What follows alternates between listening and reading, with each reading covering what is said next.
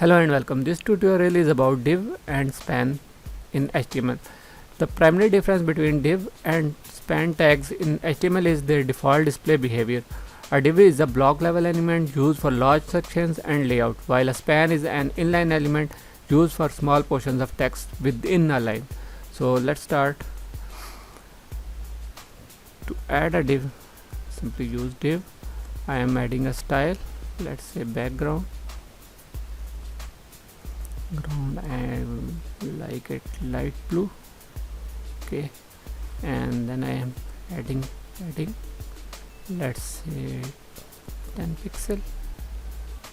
Okay, close that div tag, and inside div tag I'm going to use a h2 heading.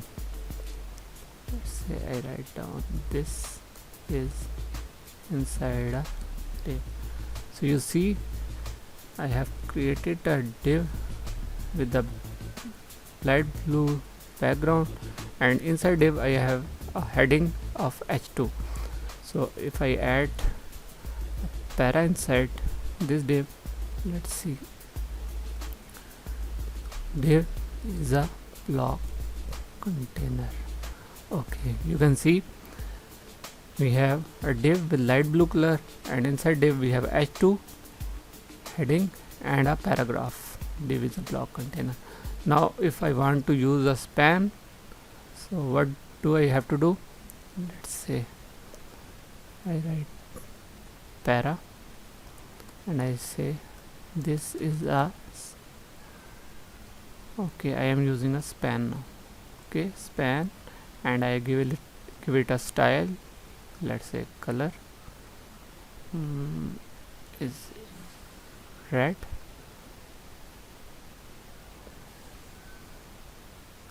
and what I do, I close the span and I write red. Okay, if you can see over here.